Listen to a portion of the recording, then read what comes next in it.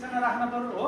त्यसपछि उहाँलाई राखिसकेपछि अवस्थाबारे जानकारी गराउने भनेपछि अब त्यसको चरण क्या चरण पास गर्नु पर्यो। तपाईँले यतिसम्म बुझ्नुहोस् उहाँको लिन चाहिँ पर्यो हो।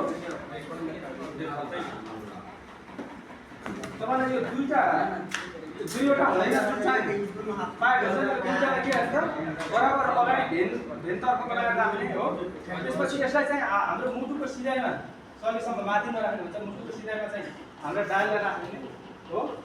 यसलाई के गर्नु कानमा राख्ने त्यसबाट जुन आवाज आयो होइन आएपछि त्यसपछि तपाईँले यो चाहिँ के भन्नुपर्छ है राख्नु पर्छ। त्यसपछि यहाँबाट हामीले हजुर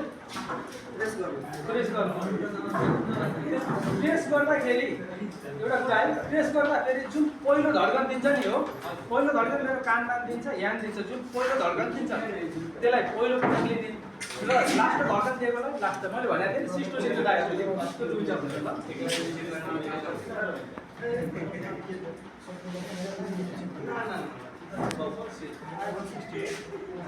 कति भयो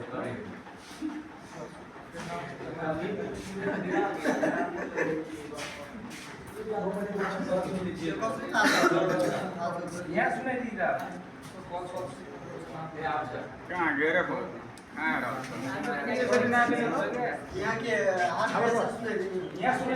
पहिलो घटना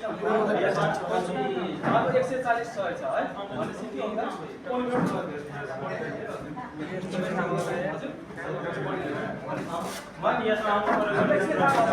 उहाँले चाहिँ के भन्न चाहिँ सक्यो भने चाहिँ हामीले